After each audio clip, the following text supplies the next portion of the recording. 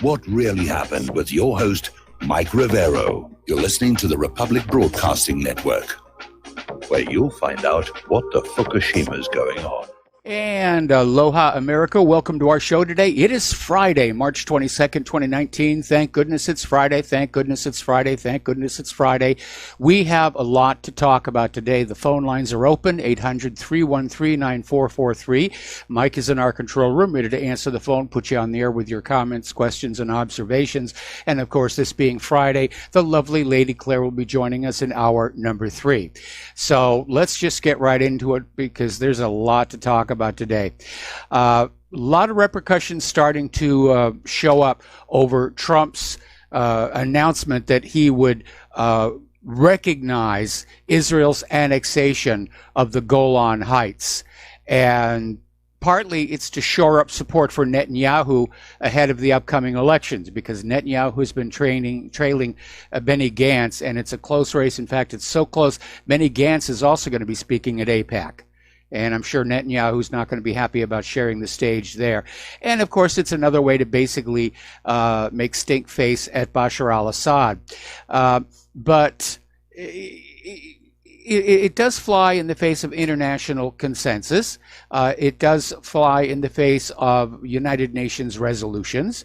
And basically, the Golan Heights has been a part of Syria since the country acquired its independence all the way back in 1944.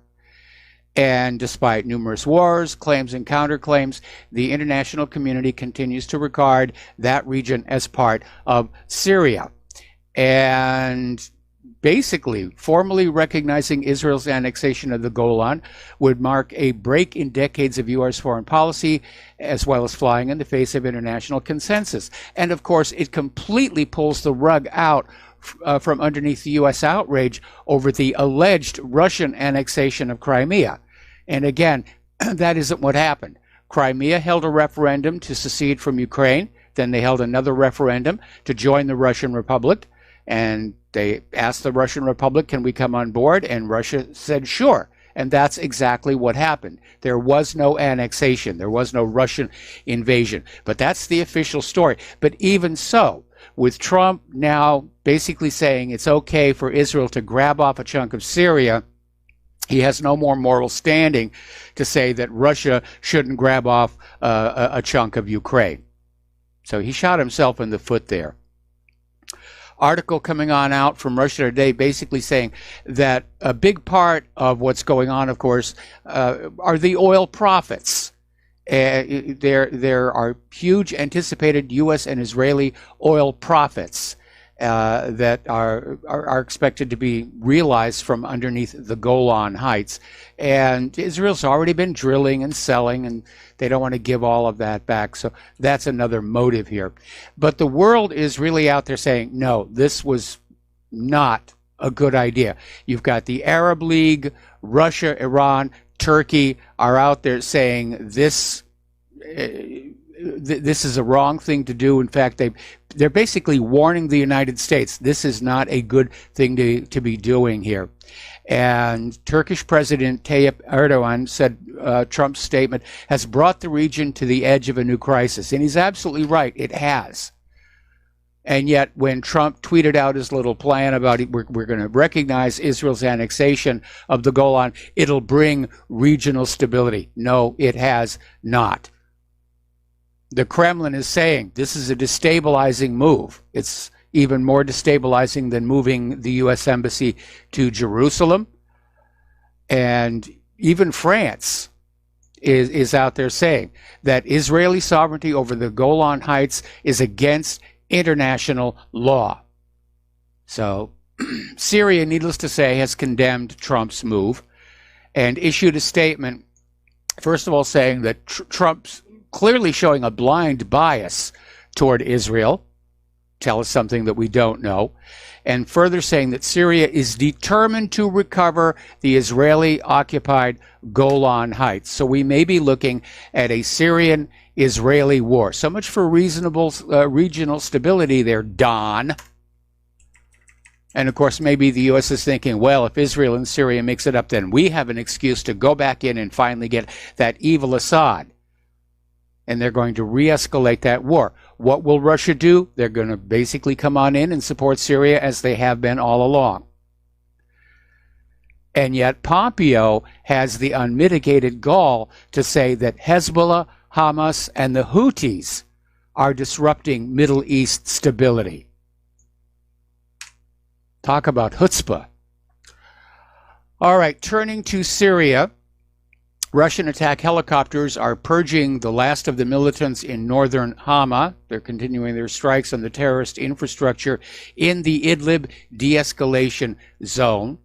And separately, two Mi-24P attack helicopters of the Russian Aerospace Forces struck several militant positions near the town of Al-Latamina in northern Hama. So what you have here is the Russians are doing the work to get the last of those militants. And Trump is trying to take the credit. You saw him out there the other day with his little maps. Look, this is before and this is after. Look at all the good that we've done. What Trump is trying to do is get out of Syria without making it look like we lost. He's going to declare victory and go home. Well, if you remember that the original goal of going into Syria was to replace Bashar al-Assad with a U.S. obedient puppet ruler, clearly the United States lost that one. There's really no other way to say it. They got whipped for fair in Syria, and they're losing in Afghanistan too. All right, we're going to do a shout out to our on-air affiliates who are just now rejoining our network. This next story, was actually reported by CBS. And during his high-profile visit to Israel, Secretary of State Mike Pompeo said President Trump could be a present-day Queen Esther, a figure in Hebrew and Christian biblical stories who was sent to save the Jewish people. And so Pompeo saying it's possible Trump was sent by God to save the Jewish people from Iran.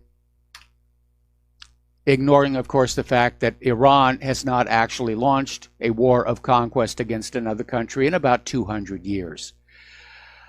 Meanwhile, tensions with Germany are continuing to escalate. Germany is openly defying U.S. demands to spend more on its NATO budget. Germany is already chafing at the economic harm being caused by the U.S. tariffs on aluminum and steel. And apparently the American ambassador to the country was out there basically being undiplomatic, leading to German calls that he be expelled. Now, of all the countries in the EU, it is Germany that has been on the receiving end of Trump's wrath since he entered the White House. And in 2 years, the bilateral relationship between Washington and Berlin has plummeted under the weight of Trump's constant verbal attacks. Trump has accused Germany of unfair trading practices over its lucrative auto exports, and he's virtually accused Berlin of treason in its dealings with Russia for natural gas, meaning the Nord Stream 2 pipeline. Well, yes, Germany does have a lucrative automotive trade. They make good cars, and that is how you accomplish international trade. You make good products other countries want to buy, and that's where the United States has fallen down. We've allowed our manufacturing to decline, both in quality and in quantity. This debacle with Boeing is the latest example that our products are no longer the best in the world. Okay, over in Venezuela, Bolton is out there saying that Trump is very serious about all options on the table. Now, remember, Elliot Abrams not too long ago got pranked by these two Russian radio hosts, and on their phone call said there was not a plan to directly militarily invade Venezuela. Obviously, that can be changed at a moment's notice here. But apparently something that's come on out is the reason that Maduro has arrested Juan Guaido's top aide is that apparently he was running a terrorist cell, or at least that's the accusation. So Bolton, in an interview with Breitbart, is saying Trump is very clear on this point. All options are on the table. So they're talking yet another invasion of yet another country that has not attacked us, that has not harmed us, that doesn't even threaten us, other than being an inconvenience to economic interests. Over in Israel, the Gaza March of Return, the architect of all of that, Abu Artema, is celebrating its 1-year anniversary. Now, we're not quite there. It's still about a week off. But the March of Return began on March 30th, 2018. It's been a weekly occurrence every week, steady as you can, for close to a year. One more week will make it a year. They did call it off, I think it was about a week ago, because of the Israeli airstrikes that were going on. But he comes on out here with a statement. Why would we die here in silence? We want our message to reach the world. We want to say to the world, here there is a people searching for a life of dignity, human rights, and freedom. Okay. And we have the weekly report on Israeli human rights violations in the occupied Palestinian territory. Apparently, Israeli warplanes launched dozens of airstrikes on the Gaza Strip, running for about 5 hours. And this basically amounts to collective punishment on the 2 million Palestinians jammed into the Gaza Strip. Now, 4 Palestinian civilians, including 2 women and a child, were wounded, in addition to damaging a wedding hall, an office belonging to the Ministry of Detainees and Ex-Detainees Affairs. Several houses sustained material damage. 3 Palestinian civilians were killed and 12 others were wounded in different incidents over in the West Bank. And again, it continues to be excessive force against a relatively helpless, imprisoned population. Okay. There's been a day of mourning declared in the West Bank following the shooting of 4 Palestinians by Israeli forces in the space of 24 hours. And it's just, it's atrocious what's going on over there. It really is here. Apparently, Israel has been shelling Rafah town in the southern Gaza Strip. At least 7 Palestinians were injured, and they're saying that the Israeli artillery targeted a military lookout post east of the town, destroying the post and wounding the 7 Palestinians. The Israeli army is saying that the shelling was a response to the releasing of balloons, arson balloons, that exploded over southern Israel and, as usual, caused absolutely no damage and injured nobody. I think all of these balloons and kites are coming from agent provocateurs. I don't think Hamas is dumb enough to keep releasing a weapon with a proven record of uselessness, knowing it will prompt a retaliation. I just don't buy that. There's something that smells about that whole thing. All right, as you know, there's this United Nations report that is critical of Israel's use of excessive lethal force against unarmed Palestinian protesters. And Israel, as usual, is coming on out and saying, oh, the United Nations is biased against Israel. They're a bunch of anti-Semites. They're Jew haters. They're really not being fair at all. And they really they should be looking at Hamas and just ignore what Israel is doing. Well, Hamas isn't shooting Israelis with butterfly bullets. It's not gunning down unarmed Israeli protesters. That's really what it comes down to.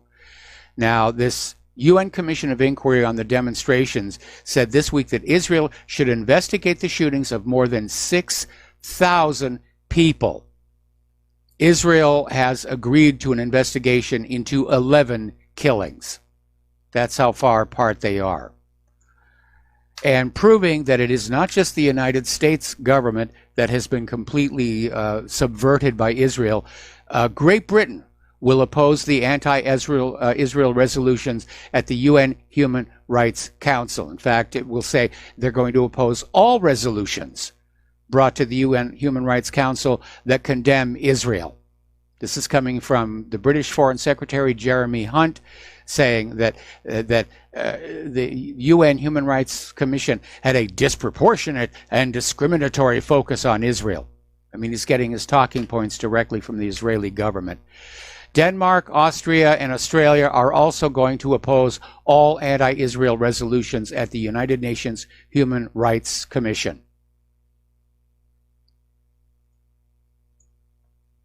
So upon what meat doth this our Israel feed, that it has grown so great?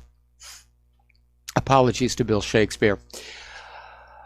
Jordanian King Abdullah II has reaffirmed the country's position regarding the occupied city of Jerusalem, saying that Jerusalem is a red line for Jordan. And the reason that he is taking a stand right now is because of Israel's escalations on the Temple Mount, and in particular, the continued incursions and desecration of the Al-Aqsa Mosque by Jewish extremists. So the pressure is building, and Israel's not going to stop until they get a regional war. That's what they want. Of course, Israel won't fight it. They won't pay for it. You will. Here's a weird story. This is coming out of the Jewish Times, Times of Israel. Israel is going to hold a referendum on replacing Britain in the European Union. Now, Benjamin Netanyahu has promised this referendum to join the European Union because apparently Brussels is saying there's a space up for grabs after Britain leaves. And apparently this is something that Netanyahu thinks will get him more votes in the upcoming elections. Now, the last time I looked at a map, Israel was nowhere near Europe. I think it's just a campaign ploy. Meanwhile, Mike Pompeo is warning that the United States could curb their security ties with Israel over Israel's growing relationship with China. And Israel and China are cooperating with each other economically. The United States doesn't like that. I think it would be a good thing for the U.S. to curb security ties with Israel.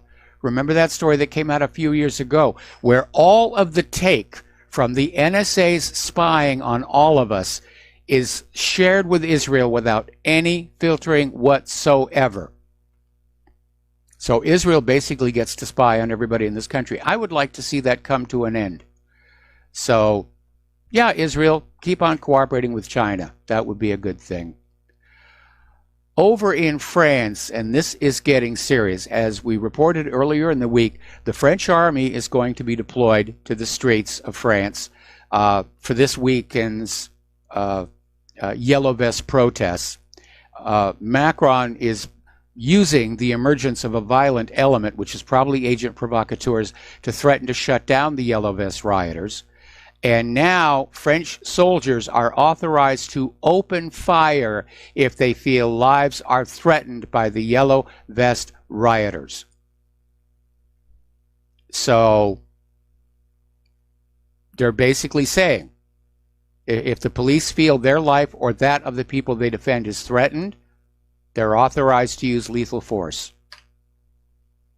It could be a very, very bloody weekend. Now, maybe some in the French government are thinking, well, that'll shut them up and get them to stand out. I think that would only enrage the French people more. And Macron is sitting on thin ice.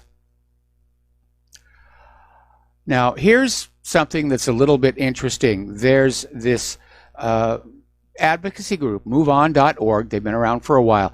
They're urging Democratic presidential candidates to boycott the upcoming AIPAC conference. And surprisingly, a lot of Democrats are.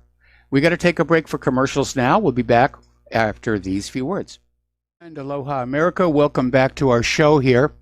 So MoveOn.org is urging Democratic presidential candidates to boycott the AIPAC conference. And surprisingly, quite a few are. And let's see, Senators Elizabeth Warren, Kamala Harris, and Bernie Sanders are not going to attend the conference.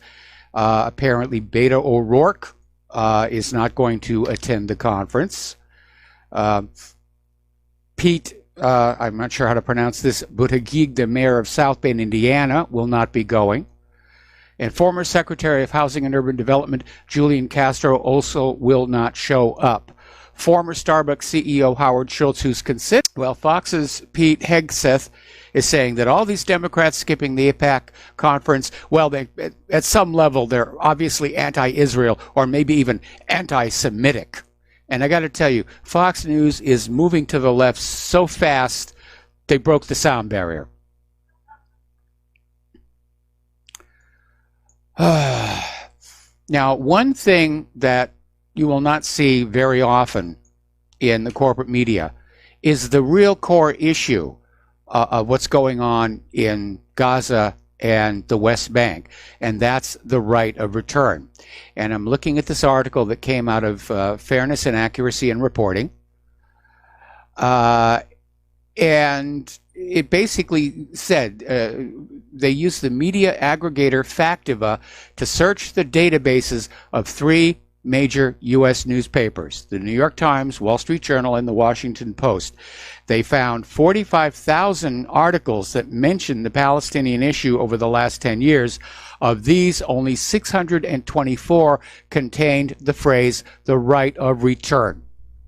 In other words, they don't want the American people to understand the Palestinians actually have a legitimate issue. The image they're trying to sell is the Palestinians, they're just agitating just for the sake of agitating, and they should just, sit down and shut up and accept life as it is now. But life as it is now is not very good, and it's getting worse.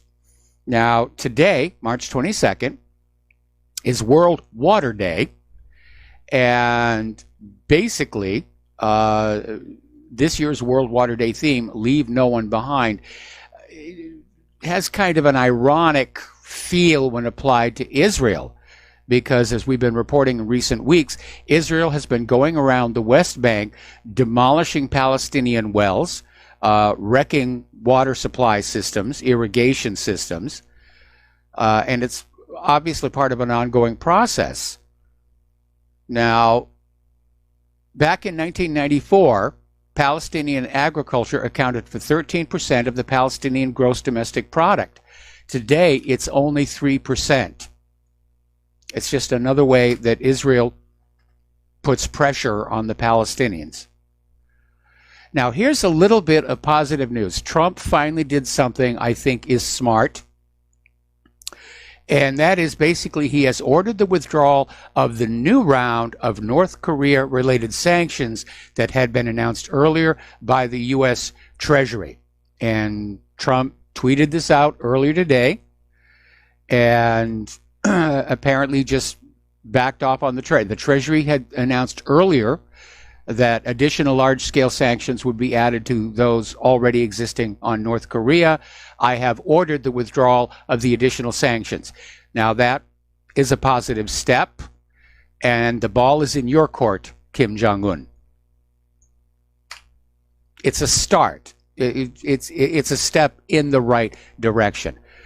Now this story is a little bit chilling. It's coming out of Zero Hedge. The 31st U.S. Marine Expeditionary Unit practice seizing a tiny island and airfield with special operations airmen and soldiers as part of a new island hopping strategy. And they basically grabbed Lashima Island, which is located off the northwest coast of Okinawa, and it's training for war with China. Now, for those of you who are historians and have studied World War II, you will understand that that island hopping campaign cost dearly in lives. I don't think there's going to be an island hopping campaign in this next war. It's going to be fought with missiles, and hopefully we can avoid using the nuclear ones. Another little article. This one is coming out of Mint Press News. describing that the new face of America's war machine is special operations. That the days of mass troops and tanks rolling across the countryside may in fact be a thing of the past. That instead the U.S. military doctrine is special operations hitting specific targets and trying to take control of a country that way.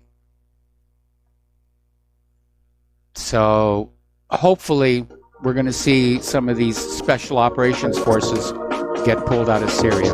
Got to take another break for commercials, and we'll be right back. And aloha, America. Welcome back to our show here. We're going to go to the phones now to Peter in Los Angeles. Aloha, Peter. Welcome to the show. What's on your mind? Mike, I called to chime in on Israel, which, by the way, there's that convention for the Israeli targeting the Israeli lobby, anti-Israeli lobby, is on today that Grant Smith puts on. But I wanted to respond to what you were saying about the island hopping stuff and special ops and all that, and how I'm an infantry guy, was Ranger School, all that kind of stuff, and I can tell you right now that there's not going to be another island hopping campaign. If you massed ships at all, then, remember the old Davy Crockett, you could fire a nuclear weapon. They had that in the 60s from a Jeep. Yes. And it's just not going to ever happen. It's what would happen when you exercise for that is you need aircraft carriers, of course, and, a lot of big deck ships that the admirals and the Marine Corps really love, but have no utility whatsoever against any sort of credible opponent. The other thing is, I would tell you that even special ops, and I spent some time in that, is very limited with the artificial intelligence, programmable drones. Why even have targeted stuff? You don't need to, even behind the lines, sneaking and peeking stuff that everybody used to do. We can't even, that can be done now by machines. And you can't even attribute those to anybody. But, I like to switch to Israel unless you want to like to talk about that or whatever, but well, the comment you made about the fact that, I agree with you, there's not going to be any more island hopping again because the way the technological face of warfare has changed. But it does illustrate once again that the Pentagon is preparing to fight the last war rather than the next one. Yeah, it was even 2 wars ago, Mike. Yeah, well, yes, John. 3. I've lost count. There have been so many. Yeah, but it's the last one with a huge budget is what they're preparing to fight. Yes. But at any rate, I'm watching this Israeli lobby conference. I'm recording it as I'm listening to you as well. It's really interesting. I highly recommend people to record it and listen to it, or check out the Grant Smith sign. His site. By the way, he'd be a wonderful guest for you, Mike. Okay. But they're talking about the enormous amount of money, which as much as well as anybody in the world about how much money it is, about all the laws that have been changed, about all the wars that have been fought for Israel, about all the freedoms that we lost, freedom of speech and all sorts of things, and how completely owned. And I know you were talking yesterday about how incoherent our foreign policy is.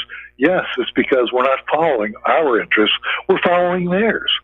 And at least in the Middle East, and that drives every other policy we have because we've got skin in the game there. But when you put all that together, and they're spying, like you just mentioned, they're spying and have been since Obama granted them that access to all our intercepts. And they're now a member of the Five Eyes, or now Six Eyes. They're one of them. And Netanyahu came out and bragged that of all the intelligence agencies involved in the Six Eyes, they're the second largest. They're larger than they're larger than England, and they're larger than Australia and everybody else. They've got more eavesdropping than anybody except us. But you realize that they're ruining government contracts who are contrary to who support the BDS, and you realize that there's no other way to say it, Mike. This is a fifth column controlled by a foreign government using a population that is hostile. Frankly, that's hostile to the United States and what we stand for. Yes. Within the United States, enabled by people, other people in that group who do nothing about it. Thankfully, there are people in that group that do something about it, but not enough, because look where we are. And it's a fifth column, and it needs to be treated that way. It needs to be treated. The people who are doing this, these treasonous sons of bitches who are doing this to us, and the people who are enabling that, they need to be dealt with harshly. And I mean very harshly. I mean, maybe expelled. Because how else are we ever going to get our country back? And the people who the Jews who are good Americans and all that, and there are a lot of them. It's just that they're completely dominated by the ones who are involved in this. All the money has gone into this. They own Adelson, all these guys. They own all the parties. They own everything. They've got to stand up and be counted, or they're going to be counted against. And that's my basic comment. Mike, what do you think? That's starting to happen, because polls of American Jews show that their support for Israel is definitely in decline. And one of the primary reasons is because they are concerned that as the world's opinion of Israel also declines, that they, even though they're not part of the Israeli government or even live in Israel, are going to be seen as part of the problem. And it's one of the artifacts, of course, of Israel's constant proclamations that it represents all of the world's Jews. And so people looking at Israel's crimes are saying, well, if it's all the world's Jews, and, you know, we're back into some really negative territory there. There are some very evil individuals out there, and you're right. More of the Jews who don't agree with what's going on should speak out. But you also need to keep in mind, it's part of their religion that you can't say bad things about other Jews. And for observant Jews, for Jews who are, you know, following their religion, that does constrain them from speaking out. And you're right, Mike. But my rejoinder to that is that remember when they were saying, guys like Bill Kristol and all these people were saying that Islamophobia is a fact of life. You look at every movie. Well, let me ask you: when was the last time anybody in any movie has ever seen a Jewish or an Israeli bad guy? But ask yourself how many Muslims and how many Arabs, of course Germans, of course, bad guys you've seen, and you can't even count them. Yeah. But the point is, they came out a couple of years back. Remember, they called Islam a gutter religion. Remember that? That was allowed. That was allowed to be said, and so.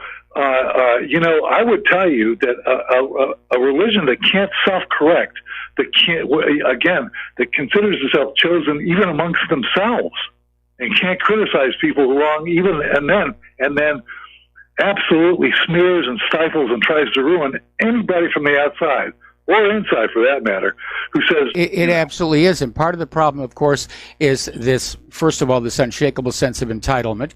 And second, the idea that they are above societal norms. And I'll give you a good example, of course. For the Jewish holiday of Purim, it's quite common for Jews to dress up in blackface, which we're all told that blackface is now offensive to all the African Americans. But apparently, when the Jews do it on Purim, it's no longer racist. It's another one of these double standards. So the problem is that at some point, they're going to provoke a backlash, and it could be a global backlash, and it's going to be ugly. But it seems like if you study the last 2,000 years of persecutions and expulsions and pogroms, you find the same repeating pattern of a Jewish population that refuses to integrate with the culture around them, that views the culture around them as basically prey, primarily economically, and works to basically grab control of the society, its press, its government, until finally there is a backlash. And it's happened over and over and over throughout history for the last 2,000 years, and there's nowhere is it carved in granite that it's not going to happen again. And Mike, can I say one more thing? And I know you got calls backed up, but this is not me. But in light of what you were just saying, if I had gone to 90 bars over hundreds of years and gotten thrown out of 90 bars, right? Yep. For doing the same things, people are saying those bars are anti-Semitic. No, they're anti-Pete. Yes. I mean, was that anti-Petism? I mean, come on, what is that? I mean, they won't. Well, they'll never sit down and look in the mirror. Again, going back to your thing about never criticizing each other, they never sit down, look in the mirror, and call a spade a spade. And hey, they're a fifth column. They've been thrown out of tons of countries because they are a fifth column, and ones that are less tolerant than us would have thrown them out long ago. Well, so, again, you need to go back and look at their religion. And I learned about it during my first marriage, where in their view, the Ten Commandments only applies to other Jews. The prohibitions against killing or stealing or lying, that's just within the tribe, and everybody else is fair game. And they actually believe this, and they feel no guilt for their behavior. And that's why they're not going to look in the mirror. In their worldview, under their religious beliefs, they're doing what they're supposed to do. Their religion actually teaches that God has exposed the Gentiles' money to the Jewish nation. Sick, Mike. Listen, thank you. Have a great weekend. All right, thanks a lot. Same to you. And contrary to what Peter said, we don't have calls backed up. I guess everybody's on spring break.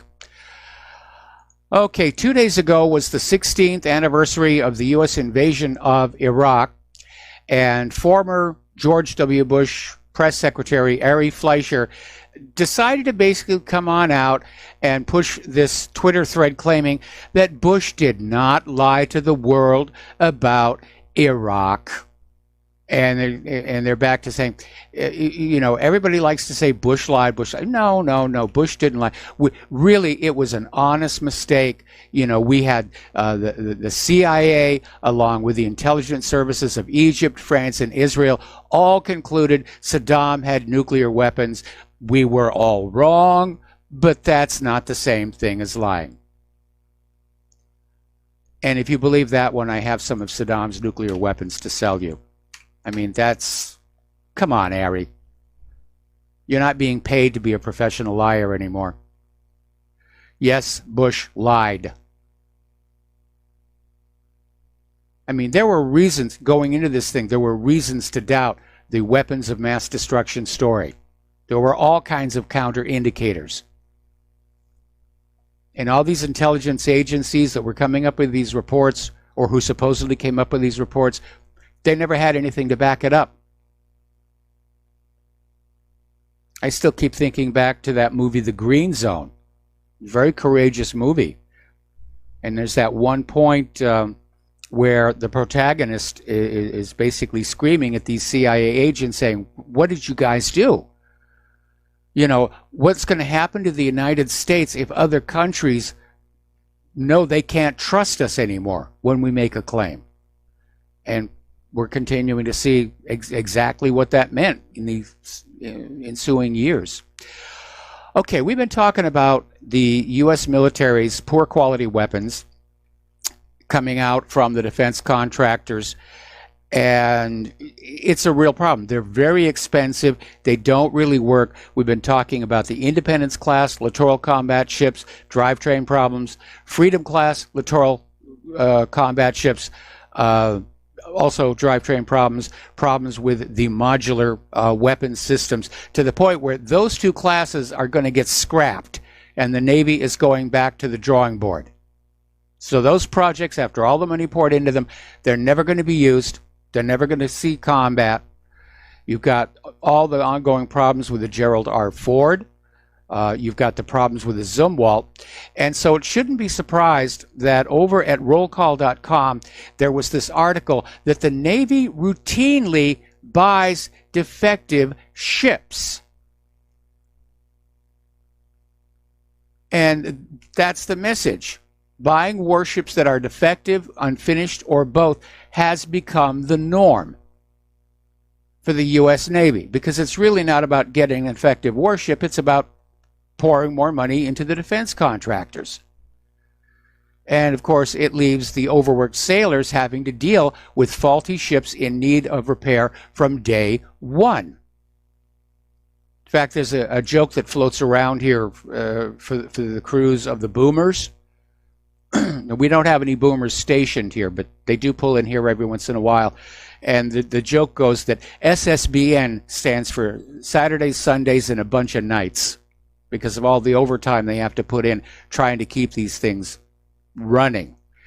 Now, contrary to the Navy's own policy, and despite spending nearly $16 billion on average in each of the last 30 years on new warships, most U.S. combat vessels are delivered from private shipbuilders with flaws significant enough to impair the vessel's ability to perform missions or to keep crews safe, according to recent audits conducted for Congress. And it's not just the Navy. Apparently, the F-35 is once again in trouble, despite the announcement that the Navy's version of the F-35 is combat worthy. The actual index of its combat readiness appears to be going down as more and more problems are being identified. Anyway. Okay, former Deputy National Security Advisor K.T. McFarland and other aides in the White House appear to have worked on a plan to transfer sensitive U.S. technology, nuclear technology, to Saudi Arabia. And that's kind of a scary situation. And I'm sure, well, you know, it turns out Israel and Saudi Arabia have actually been getting along secretly for quite some time. You were, of course, told that Israel was afraid of Saudi Arabia, which is why we had to give Israel all this money and all these weapons. And it turned out it was just this big joke, and they're all laughing. Oh.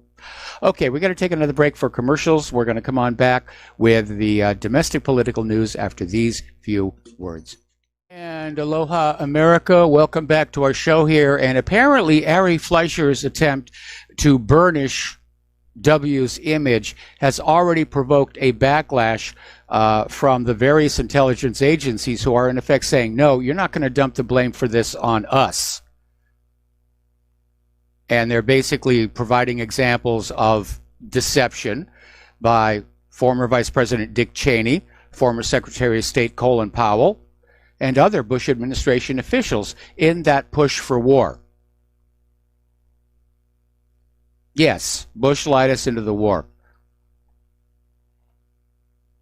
Okay. All righty. Now, top Democrats are starting to admit that the Mueller report is likely a dud. And it's going to be glorious. Republicans are going to be, dancing and saying, see, we told you so. And we could have told you it was a big nothing burger years ago and saved all that time and money. $12 million. That could have been better spent here. But there are multiple sources saying that, yeah, the release is going to be disappointing. There are going to be no more indictments. And they keep saying the report will be out any day. It's going to go to the Attorney General, who will make the final decision how much of it will be released to the public. And I'm going to say probably not very much of it. And the reason for that is very simple. The Democrats aren't going to let go, because the House Judiciary Committee has launched Operation Russiagate 2, and they have requested documents from 81 government agencies, entities like WikiLeaks, individuals, Eric and Donald Trump Jr., Jared Kushner, his son-in-law, Alan Weisselberg, the Trump Organization's chief financial officer, former Attorney General Jeff Sessions, former White House counsel Douglas McGahn. Now, the committee purports to be looking for obstruction of justice, collusion with Russia, and other transgressions. This, of course, coming after Mueller spent 2 years and $12 million investigating the exact same things. So they're not going to let the dust settle. The Democrat-controlled House wants to keep the post-Mueller-Russiagate mill running for its political advantage. They're going to be trying to ride this into the 2020 elections. They're not going to let up. This is not an investigation. It's persecution. It's viciousness. All right, we have a caller waiting on the line. Michael in Canada, aloha. Welcome to the show. What's on your mind? Aloha, Mike. I listen to your show every day. Usually get it on YouTube, but because I'm not home in time to catch it when it's live.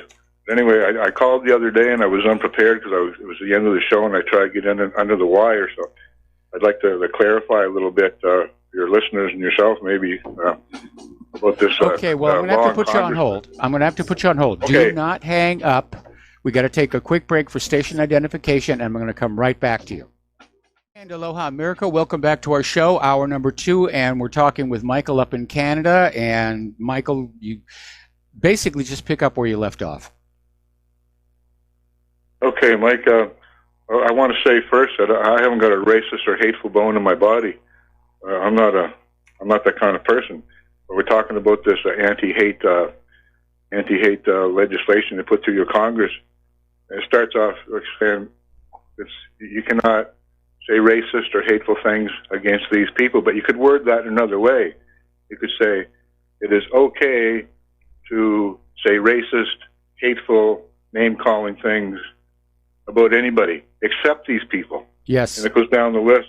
I couldn't remember it the other day. It goes African Americans, Latinos, Native Americans, Asian Americans, Pacific Islanders, and other people of color, and Jews, Muslims, Hindus, Sikhs, and the LGBTQ community.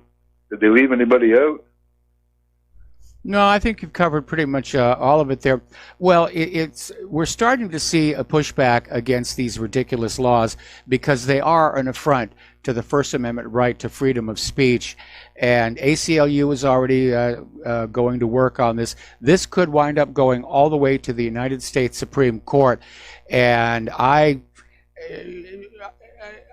am hoping, that whoever has been blackmailing our Supreme Court justices won't be able to get them to say, well, freedom of speech now has to be limited, because then it's no longer free speech, it's permitted speech. And one of the stories that we had on What Really Happened this morning is apparently our students on colleges have been so brainwashed that a poll said most of them agreed with the idea that freedom of speech should be limited for people who are saying anything that offends anybody. Well, of course, you can't have freedom of speech without offending somebody. There's always going to be somebody who's going to leap up and say, oh, what you're saying is offensive to me. So they've already succeeded in brainwashing the next generation into thinking there should be limits on freedom of speech. And that, I think, is a complete betrayal by our educational system. My point about this was they didn't include, in all the religions and all the races, they didn't include white people or Christianity. So just by me saying this, there's going to be people that, well, he must be a white nationalist Nazi or something, or a racist of some kind, just because I'm saying this. Well, I think that kind of, you know what, we had another caller the other day that was talking about white nationalism, and I think that maybe it's time to rebrand. And my suggestion at that time was, we have black Americans and brown Americans and Asian Americans, and probably you ought to start calling yourself American Americans, because it's going to be a lot harder for anybody in the media to try and give that a negative connotation, especially with the older generation. When you say nationalist, they're going to go back to, oh, Nazis, Nazi Germany. So I think you need to rebrand. And we touch on Israel here for a second? Yeah, real quick. Talking about Trump saying that it's time to recognize Israel's dominance of the Golan Heights. Well, what about the rest of the countries in the UN? Well, the United Nations has repeatedly said that the Golan belongs to Syria. But this is Donald Trump and Israel standing up and saying, we ams above the law. Yeah, exactly. Well, the rest of the world isn't going to go along. Well, as soon as they call up Justin Trudeau, he'll go along with it too, and he'll make a similar statement. You mark my words. He may well, but his poll numbers are in serious trouble, and he may decide he needs to sort of back down a little bit if he has any hope for re-election. Well, it doesn't matter. He'll toe the Zionist line right into the ground, and they all do. Yep. Now we're certainly seeing that. Conservatives were in this country. We're certainly seeing that with all these governments that are already coming on out without even having read the report from the United Nations Human Rights Commission on what Israel has been doing in Palestine. They're already out there saying, well, we're going to vote no, by golly, whatever Israel does is okay. Shoot little Palestinian children with exploding bullets, we're fine with that. Run over Rachel Curry with a bulldozer, yeah, that's fine. We can live with that. Wonder who rules over us. Yeah, very much so. Well, I'm not afraid to speak out about them. I have some rules about it. Neither am I. We confine our criticism to individuals. We don't paint with a broad brush. Anyway, Michael, thank you very much for the phone call. We're going to let you go here, and there's a breaking story on Fox News. Apparently, the Robert Mueller report has been delivered, and the fact that it was delivered on a Friday signals to me that, yeah, there's nothing in there, and by Monday, they hope this is all going to go away, and people are just going to stop thinking about it, and everybody will now start focusing on the new updated House Democrat investigation. All right, we are going to do a shout out to our on-air affiliates who are just now rejoining our network. Now, James Comey claimed in an op-ed yesterday that he doesn't care one way or the other whether Special Counsel Robert Mueller finds evidence that Trump conspired with Russia to influence the 2016 election or obstructed the FBI's collusion probe. But that's at odds with the former FBI director's testimony about his actions shortly after being fired by Trump, because Comey leaked the memos in order to spark the Mueller probe. He helped start this whole thing. Now, you want to talk about collusion. New classified emails. I mean, Judicial Watch, they're doing a great job over there. Classified emails show that Hillary colluded and met with Putin-linked Russian oligarch, but the FBI covered it up. Then, of course, they turned around and they went after General Flynn. So Hillary, once again, gets away because she's got the goods on everybody. She knows where all the dead bodies are buried and how they got to be dead bodies.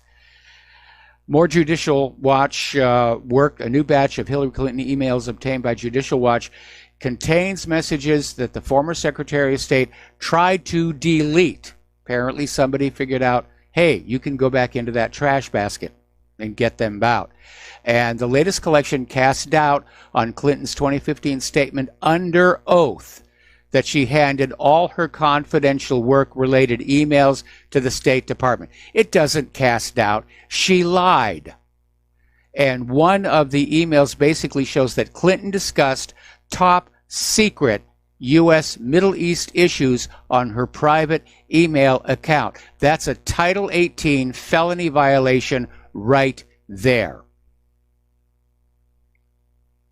Apparently, there's a total of 5 new classified emails and communications that included controversial figures Lanny Davis and Sidney Blumenthal. Okay. Remember the Jussie Smollett case? Actor on this TV show staged a fake hate crime, apparently to try and get more money on his show, which backfired horribly. And what's really interesting is that when the police were starting their investigation, Cook County State Attorney Kim Fox recused herself. Got everybody's head scratching what was going on over there. Well, apparently it's come on out that she intervened in the case inappropriately by asking Chicago Police Department Superintendent Eddie Johnson to turn the Smollett investigation over to the FBI at the request of a Smollett relative and a former Obama administration official.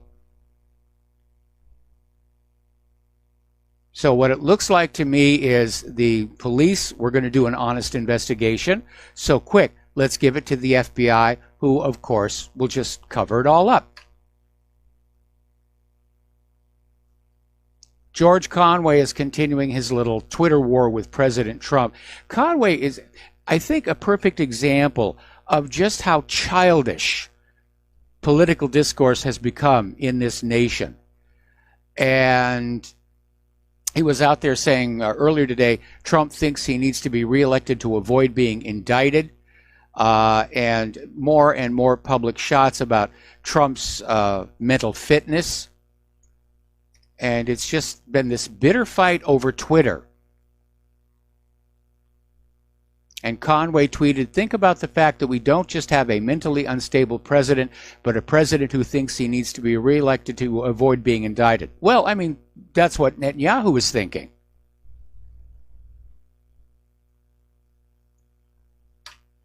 Okay. Let's see. Yeah, I mentioned this earlier in the show. College students say First Amendment shouldn't protect hateful, offensive, or rude speech. Who gets to decide what is hateful or offensive speech? There is the problem. Freedom of speech is an absolute. You either have freedom of speech or you have permitted speech. And I think this is sort of revealing part of the reason for this agenda to turn the younger generation into these thin-skinned, easily offended at everything snowflakes, to basically convince them, oh, we can't have freedom of speech. I'm afraid I'll hear something that I don't like. Well, too bad. You live in a country where freedom of speech is recognized as a right. And I don't agree with people who intentionally go out of their way to say hateful things. It's impolite. It's rude. But you can't start using that as an excuse to stifle other people's speech who are talking about serious, serious issues. Okay. All right. So let's get into the economic news here. John Adams of Adams Economics basically is looking at this issue, saying that the war on cash is really a war on the people. And it's a continuation of a process that has been going on since the country was started. When the United States was founded, the money was the metal in the coins, silver and gold. That was the money. And once you earned it, you put it in your pocket. It was totally under your control. There wasn't anything the bankers or the government could do about it. It was yours to do with as you saw fit. Save it, spend it, whatever. It didn't really matter. It was yours. That was freedom. Then you started getting into the creation of the Federal Reserve, where all of a sudden the money stopped being linked to that silver and gold, and the money became the Federal Reserve note and was delinked from the silver coinage. And then, of course, in 1964, the coinage itself became debased. No more silver, certainly no more gold, not even copper in the pennies. And the banks and the government could then manipulate the value of that money, even if it was already in your pocket and you already owned it. And this is the next step. They want you to not have your own money in your pocket.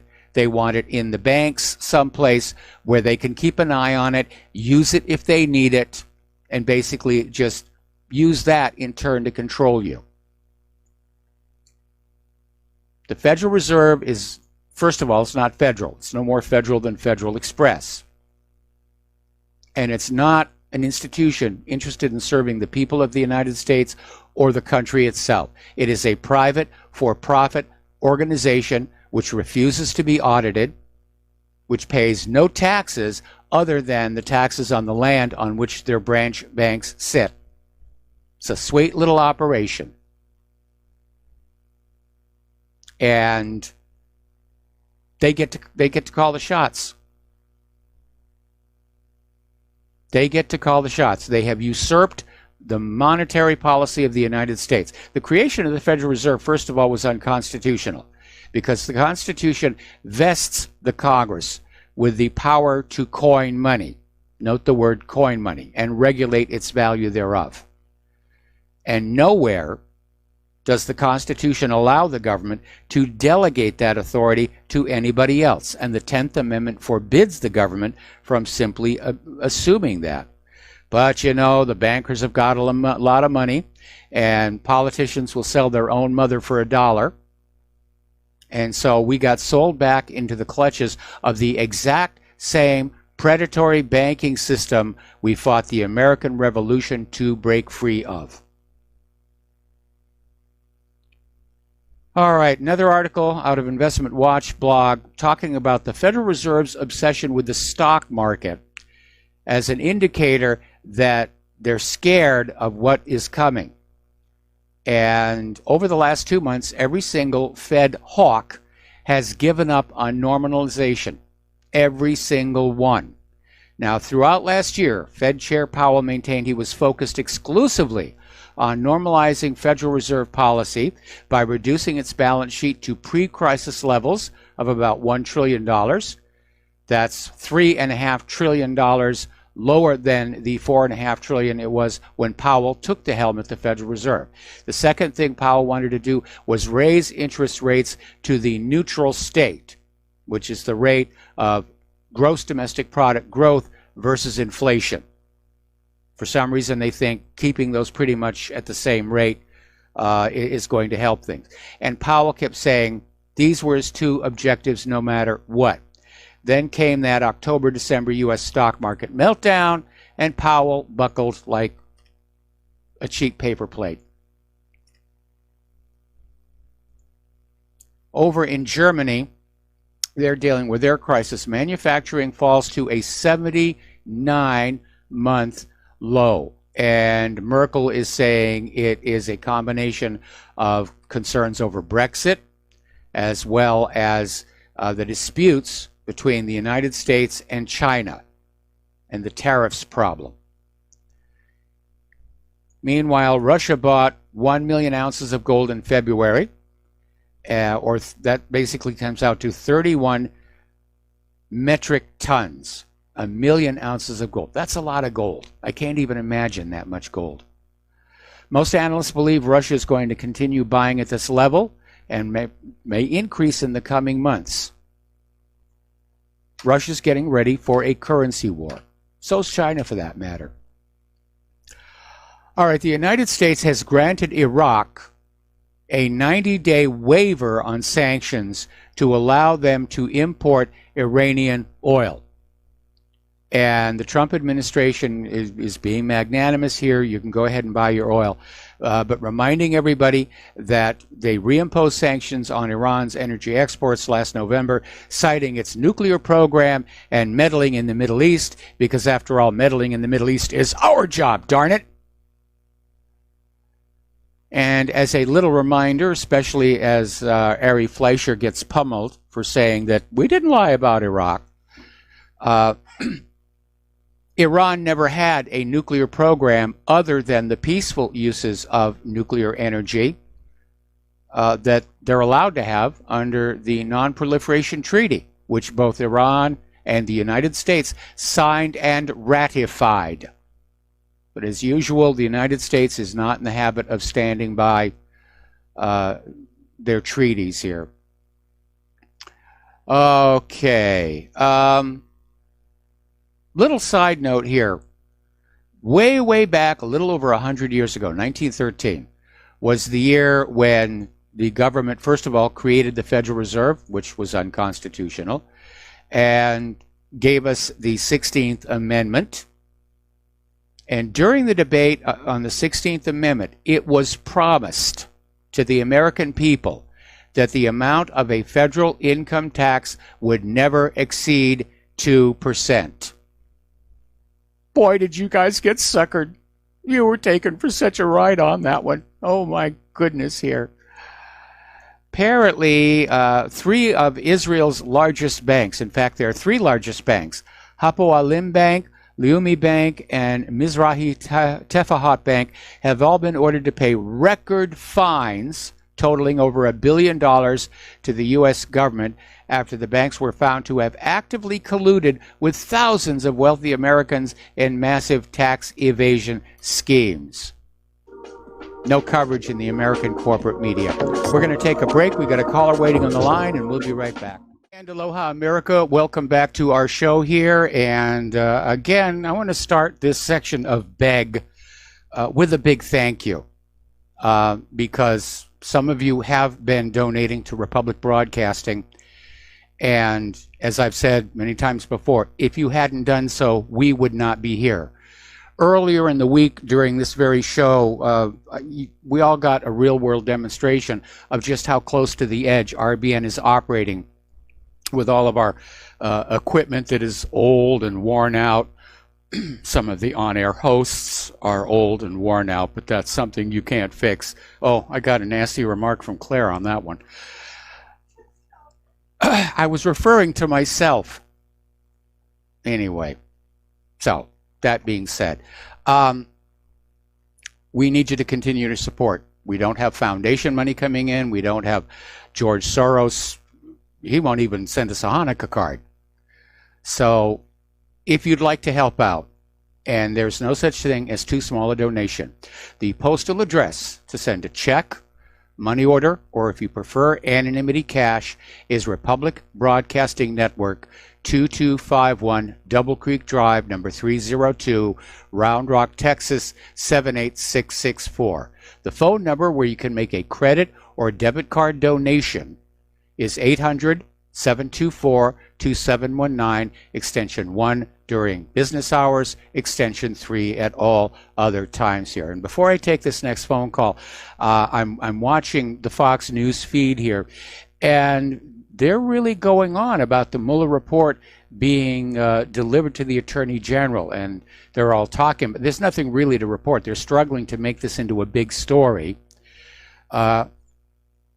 And as I said earlier in the show, it's very obvious that Fox News has now moved as far left as CNN and MSNBC. There's no longer a conservative major TV news network, and there is a need for one to preserve a diversity of opinion. But they had somebody on there basically talking about all the things that Mueller should have investigated, and he didn't. He didn't investigate that Russian hack on the DNC emails, which we all know was actually an internal leak. Okay, we're going to go to the phones. Art off the grid, welcome to the show. I'm probably going to have to take you through the next commercial break. What is on your mind?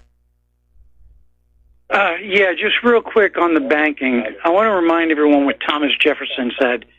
He said, quote, "I believe that banking institutions are far more dangerous to our liberties than standing armies.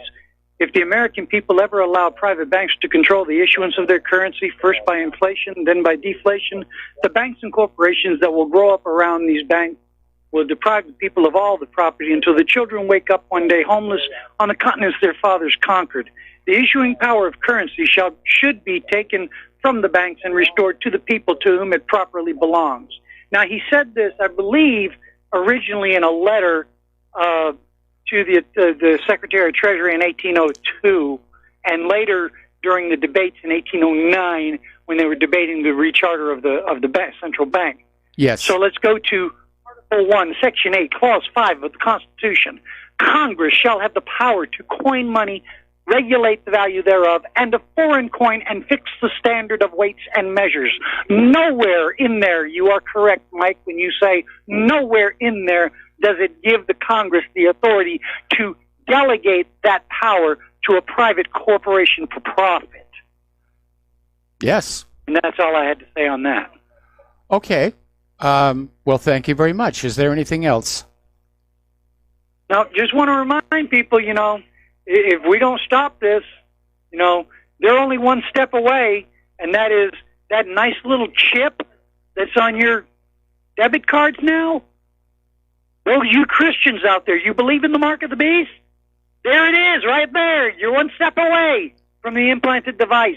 And the rest of you, just think about what Alex Jones talked about, the stack and pack cities and the removal of currency from the hands of the people.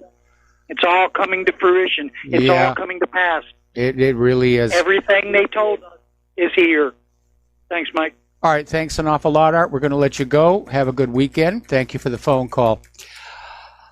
All righty, getting on back to the economic news here. Apparently, another article from Investment Watch blog. The retirement crisis is much worse than you think. According to a recent survey, 1 in 5 American adults have nothing saved for retirement or emergencies. A further 20% have squirreled away only 5% or less of their annual income to meet certain financial goals. Less than a third of all Americans have saved at least 11% or more. Now, the reality is, especially when you consider that the Social Security Trust Fund is full of IOUs that cannot be redeemed or will not be redeemed by the U.S. government, the reality is for a lot of us, there will be no retirement. And that's just something we're going to have to accept. And we're seeing a lot of people who should be retired, struggling with jobs at the local supermarkets or the local big box stores. All right, we got to take another break for commercials, and we will be right back. And aloha, America. Welcome back to our show. Turning towards immigration, the Border Patrol says the detention centers are all full, and they have been forced to just start releasing migrants into the general population. They're just going to stop holding on to them. Meanwhile, the California National Guard is leaving the border. It's just wide open. And the illegal immigrants are just crossing over, and the Democrats love it. The Democrats absolutely love it. Now, we talked about this briefly yesterday, but apparently near Yuma, Arizona, a group of 170 migrants dug under the Arizona border fence. Some sections of that fence are not in good shape. And ultimately, no matter what kind of a wall is built, somebody who is willing to do the work will get under it or over it. It'll cut the numbers down. Look at what happened when Hungary put up their border control fence. Went from 4,000 a day to 60. But the only way we're going to stop this problem is to enforce Title VIII, which means those who aid illegal immigrants, house them, feed them, transport them, or employ them are charged, tried, and sent to prison, or at least fined heavily. If you cut off the financial incentive for the illegals to come here, they're not going to come here. And they're a huge burden on our economy. They're sending huge amounts of U.S. money back to their families in their home countries. That's another economic drain. This is just bad news all around. And the Democrats are okay with it as long as the illegals will vote Democratic. All right.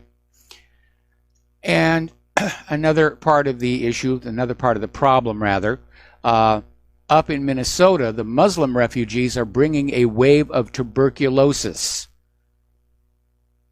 I remember when I was a kid, tuberculosis was a big problem. And it was eradicated. They succeeded in eradicating tuberculosis in this country. Now it's back. It's worth noting that the number of tuberculosis cases reported in the U.S. climbed for the first time in 23 years, starting in 2015. And much of that rise is being pinned on the jump in foreign-born populations. All right. Down in Florida, they're looking at a bill that would allow illegal immigrants to get driver's licenses. Just put them out on the road. I wonder if Florida has a motor voter program. Get your driver's license, and by the way, we're going to register you to vote Democratic. Over in Italy, there was this African bus driver who kidnapped 51 white Italian students and threatened to murder them all unless Italy agrees to allow more African migrants in. So how's that open border thing working out for you? This has been a disaster all the way around. It's just an absolute disaster here. Okay, let me just get that taken care of.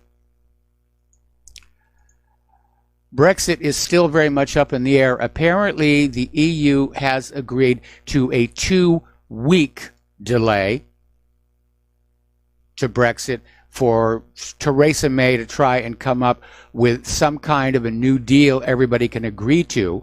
But voices within Parliament are saying they reject the idea of a third vote. They have gone down this path twice now. The deal is terrible for Great Britain. And Speaker Bercow is out there saying, no, there will not be a third vote. And of course, the British media are screaming at him, he's out to destroy Brexit. He's out to destroy Brexit.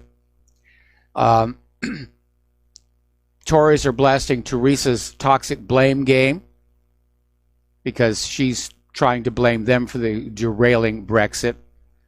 And right now, Theresa May is facing intense pressure to name a date for her resignation. So she botched that up really good. All right, we're going to take a phone call now from Jeff in Michigan. Aloha, Jeff. Welcome to the show. What's on your mind? Hi, how you doing? I was wondering, what is the historical response by a country that's being invaded? Well, generally, they fortify their borders and they try and fend off the invasion. This one, of course, has been a slow-motion invasion, and they were hoping the American people wouldn't notice. But Americans are noticing all over. So are the Europeans. It is, in fact, an invasion. Because what is the end result of an invasion? Your country gets taken over, your culture gets erased, a new culture gets imposed on top of it. Aren't we justified in just shooting the invaders? That's supposed to be what the Army is supposed to do. And right now, I mean, earlier this week there was a story that came on out where the Pentagon had identified $12 billion, more than twice what Trump was asking for. And so far, I haven't heard a word from the White House, from Donald Trump, telling the Pentagon, get started. Yeah, so I'll leave you with this. I think it's gone on far too long, and they've been enlightened upon this, and then so we need to take the final step to stem the flow, and that seems to be the only way to do it. Well, unfortunately, there have been groups down along that border who have formed their own little militias, if you will, to try and discourage the illegals from crossing. And unfortunately, they wind up getting arrested by the police, you know, for vigilantism. So, I mean, it's kind of an awkward situation. The government won't do anything about that open border, but if the American people try and do something about that open border, they're going to get arrested. And they get rid of the government. Well, I think the government is in the process of self-destructing. So sit back, have some pretzels, and, you know, watch the show. Yeah. Thank you. All right. Thank you very much for the phone call. Have yourself a good weekend. Now, thousands of European Union troops arrive in Great Britain for a major exercise. And they're arriving one day after Brexit was supposed to occur prior to the 2-week extension. And the troops include military personnel, first of all, from Britain, Belgium, Canada, Denmark, Estonia, France, Germany, Italy, Latvia, Lithuania, the Netherlands, Norway, Spain, and the United States. Now, 10,000 military troops, I don't know. I would be very, very nervous. Are they there just for this major exercise, or were they being sent on in to quell possible civil unrest, or even worse, basically grab control of the government and glue it on back to the EU? At this point, anything could happen. Over in Germany, Holger Schmidt, CEO of Schmitz & Partner AG, said the British should be happy to have turned their backs on the Brussels Club. While for German savers, Brexit is a disaster because right now Germany is the EU's strongest economy. They're going to be the cash cow to the EU. and the German people aren't going to want to carry that load all by themselves. It's a huge, huge mess. Apparently, somebody set up a petition in Parliament. Parliament has the same sort of petition website that the White House does, and immediately it filled up to something like 2 million signatures saying, cancel Brexit, or actually it was calling for a new referendum. And Nigel Farage is saying there's something funny about this because apparently a lot of these signatures are coming from other countries, North Korea, Afghanistan, even Papua New Guinea. So Farage is calling for an inquiry. Now, somebody's just trying to run up the petition and they're using spoofed IDs to do it.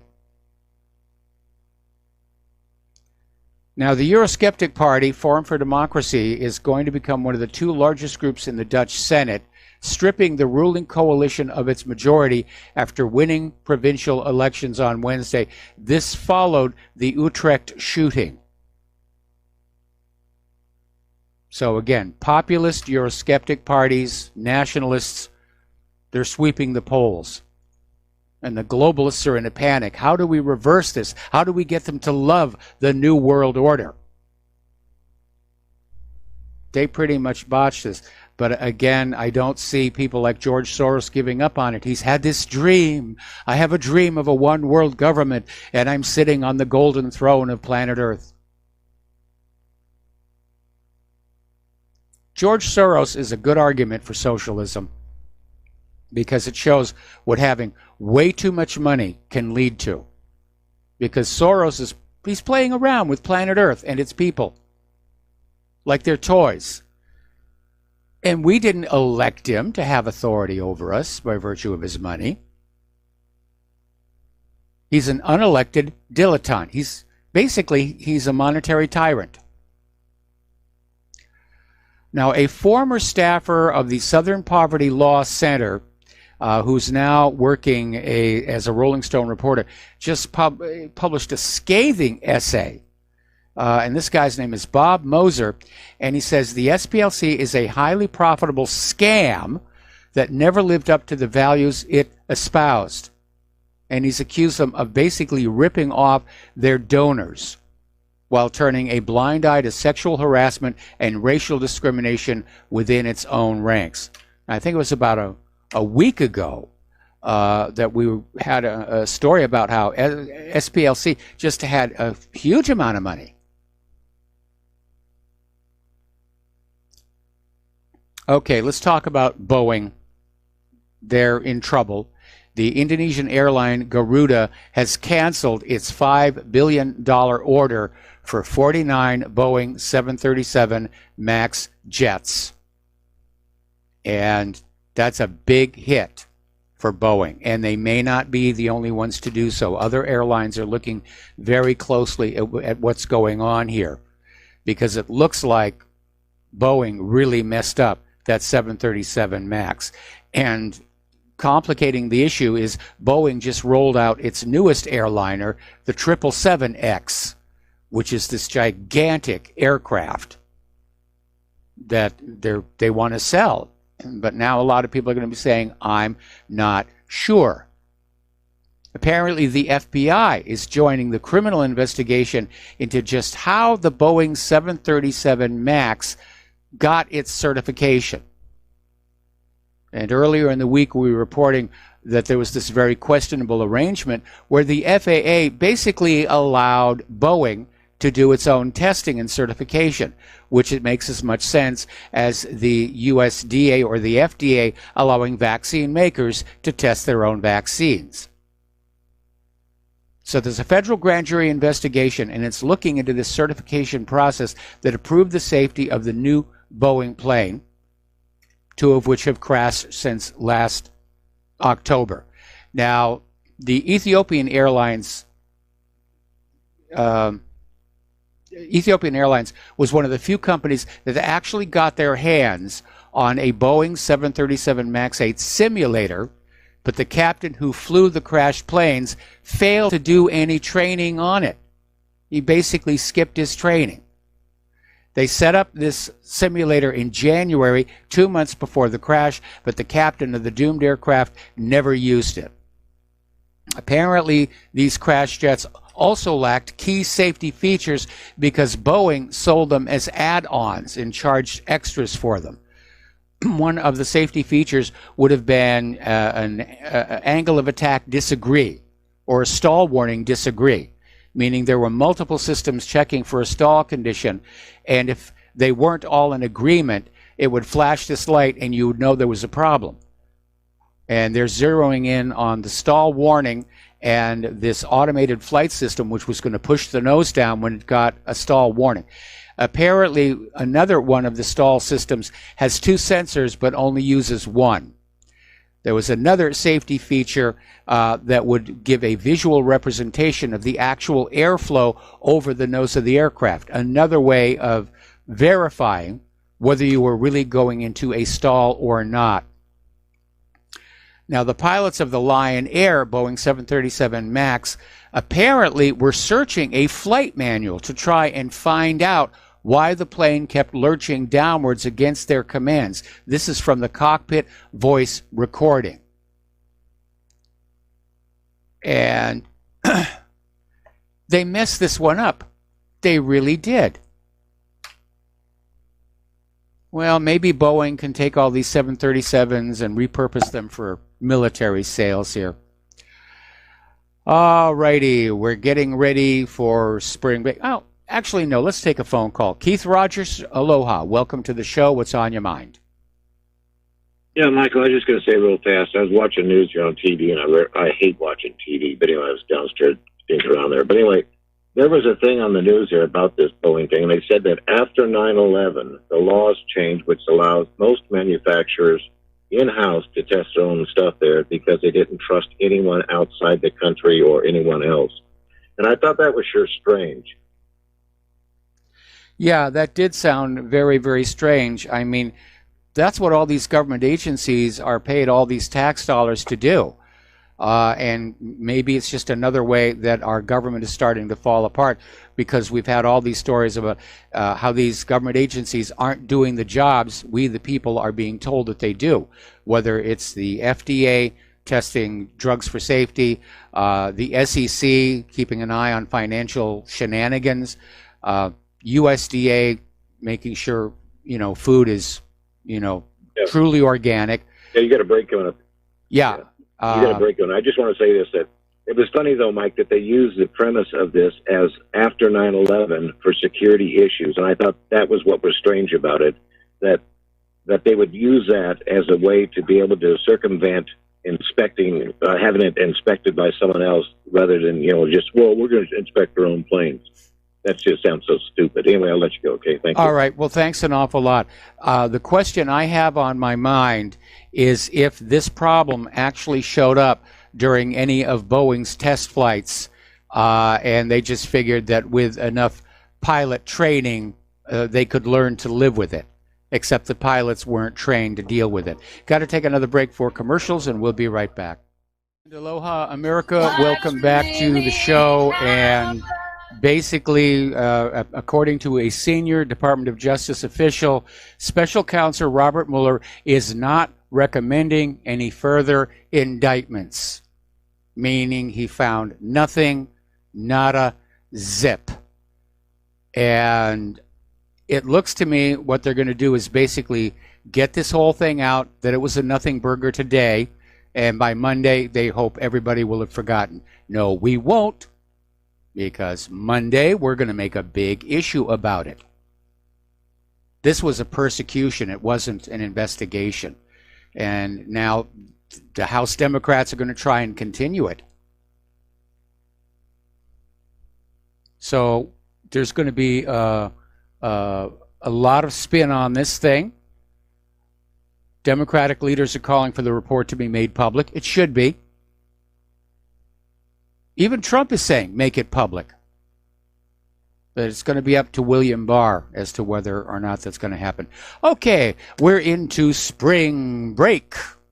And apparently things have been so out of hand down at Miami Beach. Armored police riot squads are now patrolling the Miami Beach spring break crowds. And they're going to be wearing protective gear, helmets, equipped with shields. Police vans will be parked on the sand to rapidly detain misbehaving revelers. Boy, that's not the image of spring break that I knew back when there was a possibility I could actually attend myself, which never happened. I saw this video of this literally a mob of girls in bikinis just pounding on each other. And I'm wondering, where is all this coming from? This has to be a reflection of what's gone wrong with our culture. Spring break was supposed to be where college kids would get a chance to relax and de-stress from what was, from college, which can be a very stressful environment. And yes, they'd have a bunch to drink, but there'd be shows, there'd be dance contests, wet t-shirt contests, things like that, kind of harmless fun. And now they've got armored police guarding the students. Anyway. All right, let's talk about guns here a little bit in the few moments before the Lady Claire joins us. Up in Maryland, their red flag law has already resulted in a death. A 61-year-old man was shot and killed by an officer who was trying to enforce Maryland's new red flag law. And apparently, two officers were serving this extreme risk protective order and shot and killed the man listed on the order. This man had done nothing wrong. That's what you keep in your mind. They weren't arresting him for a crime. They were arresting him, but they didn't even arrest him. They just wanted to take his stuff. All right, we're going to take a break here for station identification. We're going to be back with the lovely Lady Claire after these few words. And aloha, America. Welcome back to our show, hour number 3. And interestingly enough, Rudy Giuliani is already out there on the news saying the fact that Robert Mueller did not recommend any indictments basically is an admission there was no Russian collusion. And, of course, the Democrats are out there saying, well, just because Mueller couldn't find it doesn't mean it didn't happen. And we know how evil that Donald Trump was. Anyway, before we get into Lady Claire's talking points here, we're going to take a phone call from Mark in North Carolina. Aloha. Welcome to the show. What's on your mind? Mark, are you there? We lost Mark. We lost Mark. Okay. Okay. Maybe we ought to microchip him or something. We keep losing him. So anyway, Lady Claire, what is your first story? Well, the first story is that scientists from around the world are calling for an immediate halt to genetically altered kids. Yes. And they're warning of the consequences of not implementing a temporary global halt on gene editing of human eggs, embryos, and sperm. I absolutely agree. This is an incredibly dangerous thing to be doing. And there were 18 people and ethicists from 7 countries calling for this moratorium, which can result in genetically altered babies. And it was prompted by a 2018 announcement by a Chinese scientist saying that the birth of the world's first gene-edited twin babies had happened. And the one thing I have to wonder about, Mike, do you remember Max Headroom, the series? Yes, I loved that show. I was so sorry when it was taken off the air. I did too. And one of the episodes had to do with designer babies. Yes. And they had been on the rise, and now babies were created with whatever aspects you wanted them to have. Yes. And they were grown outside the womb, and parents would just pick them up. And I remember thinking how bizarre that sounded to me then, and we're there. We are definitely there. Yeah. And again, to illustrate why this is all so dangerous, as we've mentioned before, DNA is incredibly self-referential. It's not like it's laid out. The example I always like to use, of course, is the Roundup Ready corn, which turns out the corn stalks are much tougher than the natural variety, requiring corn farmers to buy Kevlar belted tires for their tractors to avoid being punctured. Yeah. Well, it's now coming on out that these gene-edited babies may have an unexpected aspect besides their immunity to HIV, which is what they were being designed to do. Okay. They may have high IQs. Mm-hmm. And again, it shows how unpredictable all of this is. Yeah. But even worse, if it turns out they do have high IQs, there's going to be a black market for people who want to have brilliant children. Oh, yeah. And they're out there, and I remember that from my days with Mensa. Mm-hmm. Because, at the Mensa conventions, you'd see all these women who wanted brilliant children, Mm-hmm. and they were very, very friendly. I see. Yes. Okay. Well, that concerns me also about this technology, but even worse, about the people who are not going to observe the moratorium. I'm betting right now, I think I have a cent I could bet, Yes. that DARPA's going to want to get their hands on this technology. Absolutely no question. Oh, if they're just not as- already yeah. into it. Yeah. But what about, let's say we have bad guys in the world who want to create killing machines for their, for their cartels. I think that could happen just as well. Yep. Yeah, and that does concern me a great Remember deal. that whole series of movies, Born Identity? Oh, yeah. Yeah. And, where they're basically using viruses to change the DNA of people. Mm-hmm. And what was that other one? Not Lucy, I'm thinking... but it's a topic we see in movies very often, of humans being re-engineered to be more ruthless, more vicious, to lack empathy. And what was the one with... I'll think of it somewhere in the middle of the rest of the show. I know. Yeah. Scarlett Johansson played the part. Well, that was in Lucy, but I'm thinking about the other one. Okay. Where there was the Russian agent. Oh, yes. Hannah.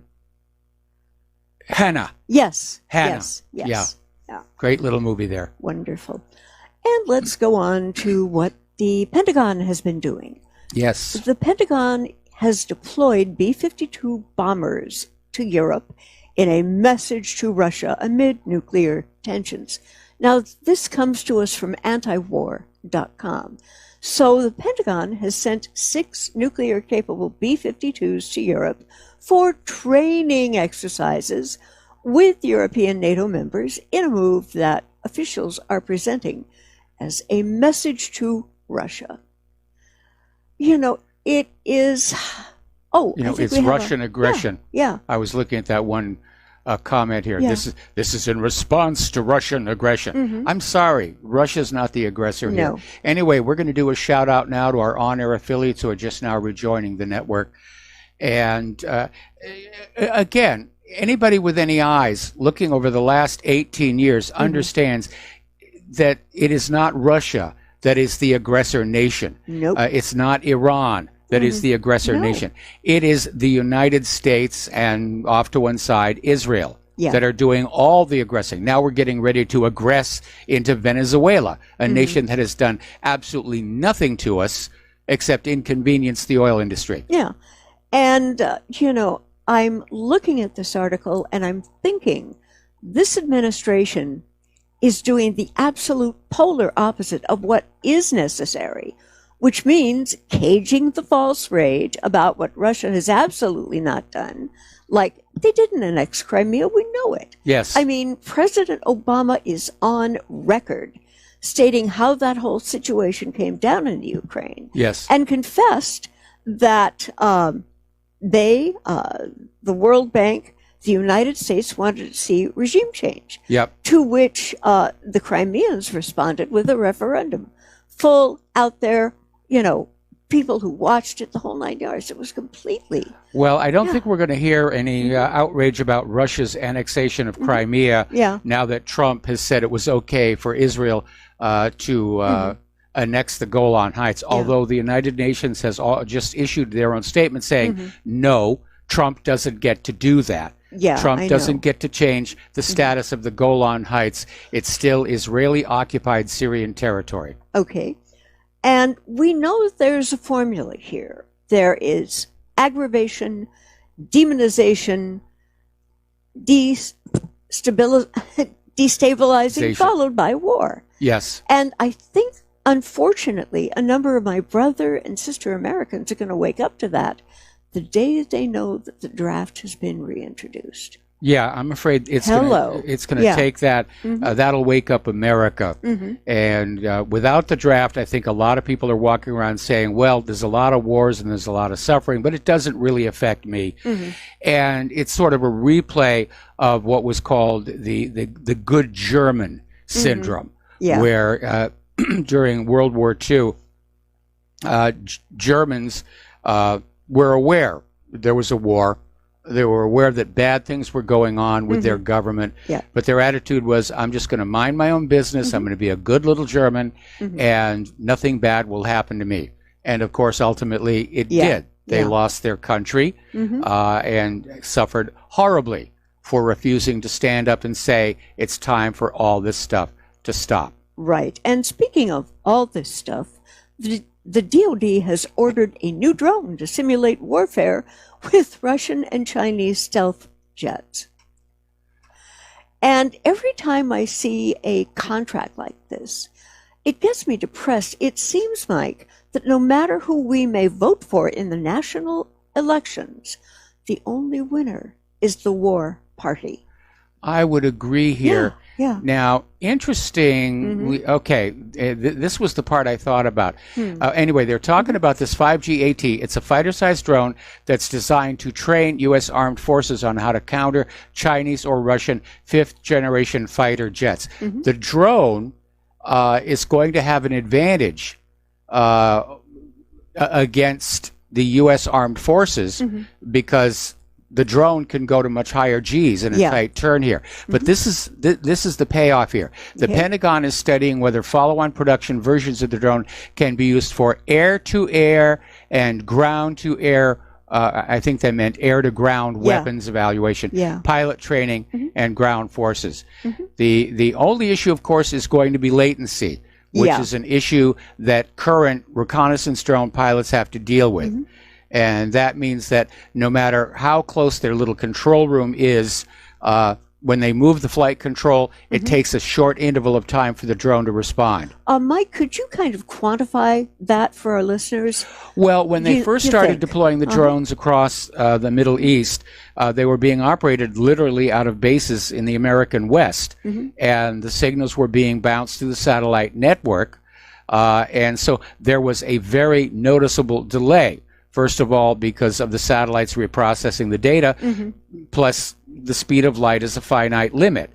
And so they were getting like a quarter to a half second delay between what they were doing and what they were seeing. But, you know, for something that's just flying along low and slow and more or less straight, that wasn't really an issue. But when you're talking about something that's going to be doing aerial combat maneuvering, dogfighting, that kind of latency is going to be fatal, and I don't know how they're going to get around that. That's going to be an interesting engineering challenge. Yes, it will be. And what I thought when I was reading these articles, I have a note for President Trump. What this country perhaps does not need are new armaments leading to Warmageddon.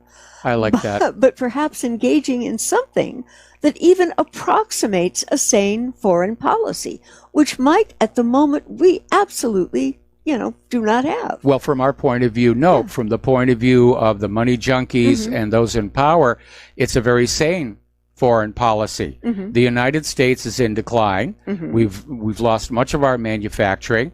Nobody wants our agricultural produce. People are turning away from the dollar. And the only way to reverse that situation in the minds of the administration is to have another war and basically bring everybody back under U.S. control. Unfortunately, I think the U.S. is going to lose this next one. That's a very uncomfortable thought, but I think you're right. And a sane foreign policy to continue would be looking at crafting a working relationship with both Russia and China, so there is infinitely less need for these kinds of weapons. And President Trump and a large portion of your constituency have been feeling like I am, and I think people who marginally supported him over Clinton are suffering getter's remorse for what he's doing with the presidency and what his legacy will be. Well, I think the people who are still Trump supporters are becoming fanatical about it. Yeah. And I think mostly they're just trapped by their unwillingness to admit maybe they made a mistake. Yeah. And the people who are disappointed by Donald Trump, I think they're very disappointed by Donald Trump. And again, back in 2016, it wasn't so much that I was supporting Trump as I was opposing Hillary Clinton. I hear you, Dave. But I think Trump is going to be a one-term president. And I'm seeing all this stuff come on out from the GOP about just how great he's doing and how wonderful he's doing. And, you know, look at that field of Democratic candidates. They haven't fielded anybody who can challenge Trump. But I think we can't ignore the possibility that Hillary may step in. I know. I mean, Biden's already talking vice president. He still has not officially declared. Yeah. That would be an interesting ticket, by the way. The lady with whom he wants to align, very bright, very powerful, very articulate. Carries a grudge. She still won't concede the gubernatorial election. But she could be sort of, I think, psychologically made over for that position. Who knows? I don't know. Generally, your personality is pretty much locked in by the time you're 30. Right. Yeah. Let's talk about Los Angeles doing something logical. And go LA. And the Los Angeles County authorities have banned all use of glyphosate, the herbicide better known by its Monsanto Bayer trade name, Roundup. That's your phone, I think. Yeah, it's in your office. Okay, all right. All righty. We're going to let Claire go and get a phone call. I am so sorry. All righty. Oh, I need the headset. I know. Oh, okay. All right. Go get the... I am. It was in your office. I think you missed it. Sorry about that. Claire was expecting to get a call, and we're dealing with it. Okay. So let me come back and get some of my trailing stories here.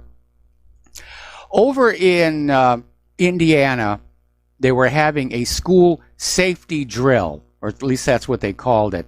And this was at an elementary school, and it's one of those safety drills that are meant to absolutely traumatize children with the sight of guns. This one got out of hands because the people playing the bad guys ordered teachers to kneel against the wall and then literally shot them execution style with airsoft pellet guns. Now, at close range, those pellets can injure, and one of the teachers did get injured. And apparently the people playing the bad guys were saying, this is what happens if you just cower. Now, how does this teach safety? Or how does this teach how to deal with the situation? It doesn't. It's about traumatizing people about guns. It's part of the gun grabber agenda.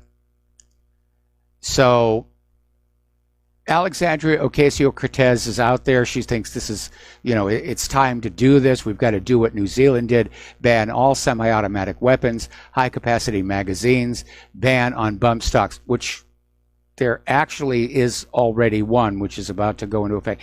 And that is part of the problem, because Alexandria has once again revealed to the world that she's clueless. She's not reading the law. She's not reading the news. But she was out there saying pass universal background checks, and there's a specific bill, House Resolution H, disarm domestic abusers, mandate safe storage, ban the bump stock, semi-autos, and high-cap magazines. Ooh, it's so simple. Why can't we do it? But again, how do you enforce H.R. 8 without a national firearms registry? And by the way, domestic violence convictions or guilty pleas already result in the loss of your Second Amendment rights. Okay, and here you go. All right. So I hope that all worked out. Yes. All right, good. So we're going to turn your microphone back on up. Thank you. And as far as mandating safe storage, how do you enforce that? And as I said before, bump stocks have already been banned. She doesn't know what she's talking about. She's just out there grandstanding. All righty. So we were talking here about Los Angeles County has basically banned all use of glyphosate following a second jury finding that glyphosate was a substantial factor and another case of non-Hodgkin's lymphoma. Mm-hmm. And he'd been using the herbicide on his Sonoma properties forever. And I think that Germany's Bayer is going to be feeling some getter's remorse. They're definitely having buyer's remorse, or maybe Bayer's remorse. Yes, something like that. Something like that. It was a boneheaded decision. No, at the time it was a good decision. Even though Monsanto was internally aware that there was a problem, they had it under control. The news media wasn't reporting it. The citizens groups that were complaining about Roundup were being, controlled, negated, marginalized. Yeah. Then you get this one lawsuit, and I think there's something like 11,000 lawsuits lined up now. Whoa! And that could sink Monsanto. And depending upon how their corporate link up is set, could even take down Bayer as well. Yep. So if Bayer acquired Monsanto as a wholly owned subsidiary, then Bayer's got some isolation. Right. And here's another very interesting note about war. Apparently, the French sugar giant is accused of complicity in terror in Syria.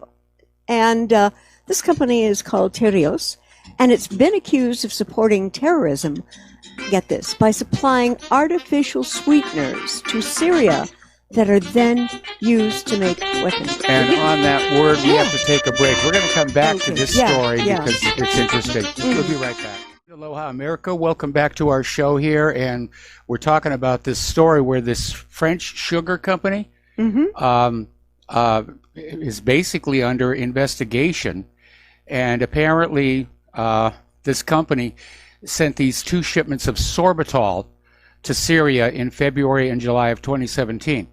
Now, sorbitol, when mixed with potassium nitrate, can be used to make rocket propellants. Now, there's a handy little formula to keep in mind. Whoa, I knew that sorbitol as a sweetener was not good for you, but that it could be combined to make a weapon of mass destruction with other chemicals? Well, that's a yikes. Now, I was into model rocketry as a kid, and this was just before Estes came along with the pre-made engines. So I've been through that whole thing about, figuring out how to mix the propellants and, make an engine that doesn't blow up. And I had more than a few of them go bang. And what makes this situation in this case even worse, with findings by the Conflict Armament Research Organization, Tereos admitted that some 45 tons of the sugar alcohol had also vanished in a poof in Turkey and were later found in Daesh stockpiles in Syria. Have to wonder how that happened. Oh, my goodness. Yeah.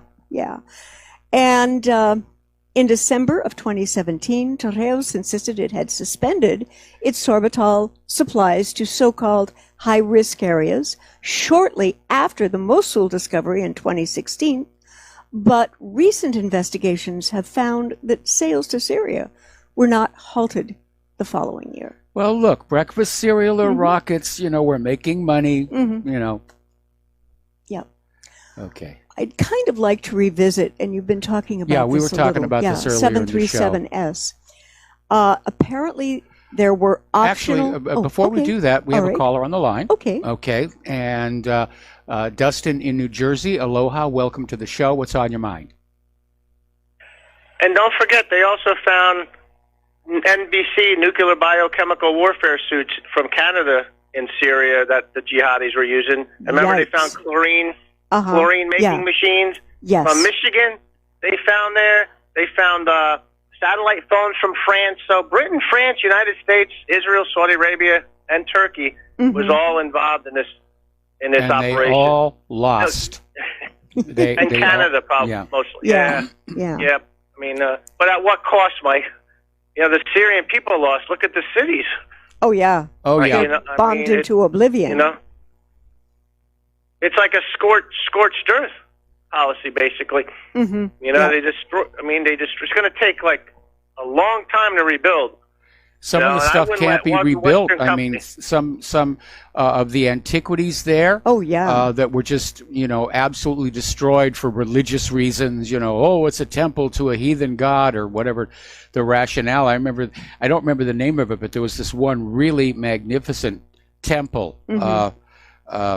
The remains of this temple, and it was just absolutely leveled. Was it in Palmyra? They tried to destroy some of the Palmyra ruins, right? Yes, that was it. That was where that happened. Yes, definitely. Hey, Mike, I wanted to talk about, you guys mentioned that drone, that's like a wingman drone, but hey, the Iranians hacked the MQ-10 drone. Yes. And all these other drones. So those drones can be turned, and used as weapons against the U.S. military, basically. You can use them as kamikazes or just crash them to the ground. You can definitely do that. But there's another aspect of this, and I was thinking about it during the commercial break. If the United States is starting to get into the idea of truly autonomous drones, if the drone doesn't have an outside human operator, then that whole latency problem goes away.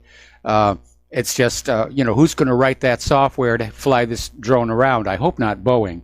Oh, please, no.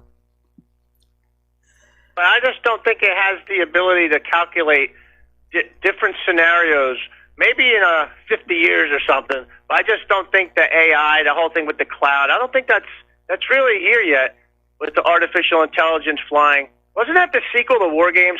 Like that, there was a horrible sequel they made in like the year in 2000. It was like had something to do with a drone, like that got one by itself. It was like an AI drone or something. But like, yeah, I just don't think that's there yet. I think these are more maybe like being controlled by man, or maybe like maybe some of them are GPS driven. But still, that can't do any dogfighting. Yeah, right? That's only for surveillance, the GPS ones. Well, they may be further along than you think, and that's because, I don't play computer games other than flight simulators. And while these days at my age, I just fly, the passenger jets back from Maui and down to the Big Island. When I was first into the flight simulators, I would go on out there and I would dogfight against the computer, and the computer beat me every single time. So, and I know a little something about aerial combat maneuvering from a project I had to work on many, many years ago.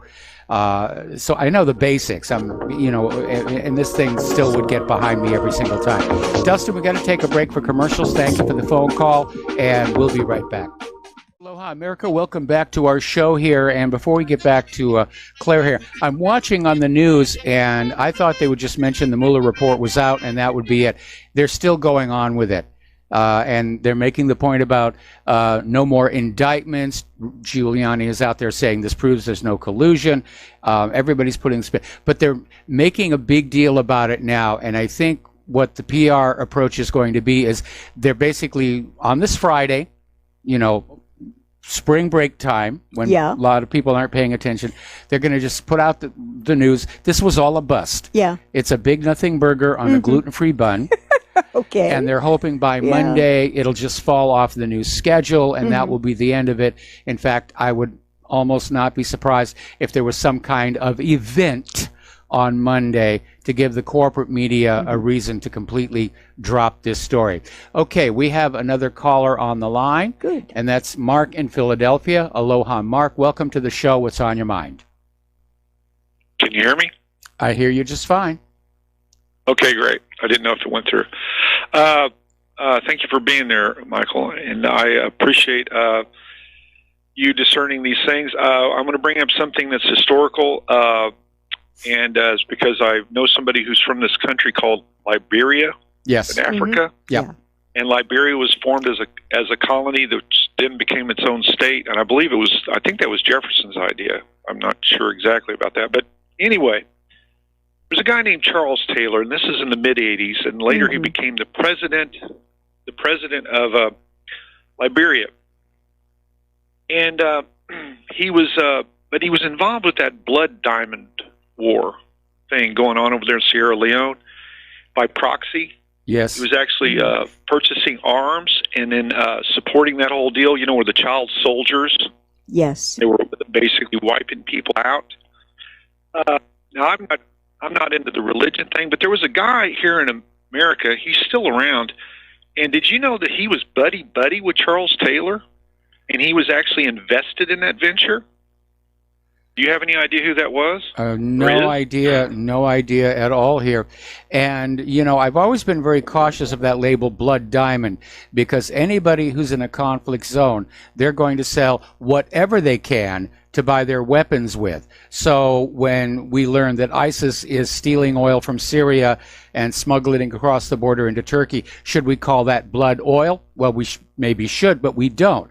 If they're mining copper, do we call that, you know, blood copper? It's only with regard to diamonds, and I've come to think more and more that the appellation of a blood diamond is actually from the existing diamond merchants to discourage people looking to other sources in order to keep their monopoly and in order to keep prices up. Because diamonds, really, if you think about it, they're kind of a hoax. People pay vast fortunes for these stones on this idea that they're somehow rare, but they're not. Because there's enough diamonds out there for every married woman to have one on her finger. You go into any shopping mall, there are 3 or 4 stores full of diamonds. They are not all that rare, but we're sold that constantly. And the De Beers family and the various diamond merchants, they want to keep those prices up. And the blood diamonds, what are being called the blood diamonds, represent competition, and competition represents a fall in prices. Well, and here's the point. Here's my point. Here's the point. Charles Taylor is now in prison. As of 2003, he was sentenced to 50 plus years by the International Criminal Court in The Hague. Yeah. Okay. Yep. Okay. Here's the big reveal. I thought you might be aware of this, and it's on Wikipedia, by the way. Pat Robertson invested with Charles Taylor. He was buddy with Charles Taylor. You mean the evangelical preacher? That guy? Yeah, that guy. The good guy, right? Boy. Yeah. Check it out. Wow.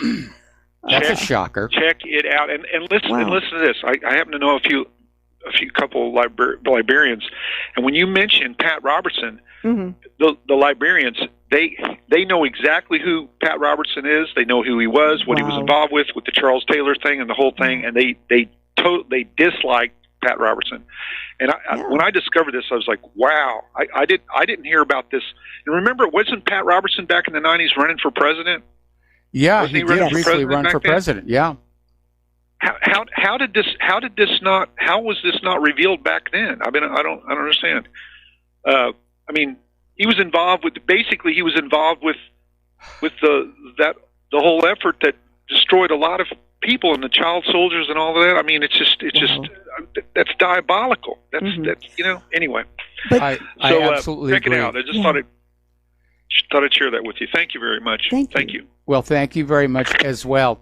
And we just got an email here talking about the sorbitol going into the Syria, and saying, really, it just went to seriously diet conscious people, because if you're going to be a terrorist, you've got to stay in shape. Right. Oh my gosh. Oh my gosh. Wow. All right. So what is your next story, my darling? This comes to us from antiwar.com. Very good and very thorough, very soberly researched blog. And it said that the bloomed Boeing 737S lacked optional safety features, and the Ethiopian air captain skipped his training. I mean, this is really ridiculous.